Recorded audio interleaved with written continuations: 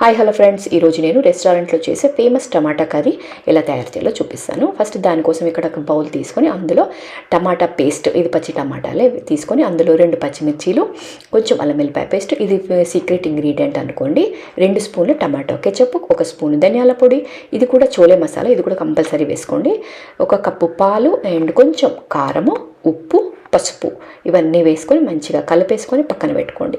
Next ఇక్కడ stove మీద ఇంకా కడాయి పెట్టుకొని అందులో ఆయిల్ కొంచెం ఎక్కువ వేసుకోండి. ఆయిల్ మంచిగా వేడైన తర్వాత కొంచెం జీలకర్ర, కసూరి మేతి కూడా కంపల్సరీగా వేసుకోండి, స్కిప్ చేయొద్దు.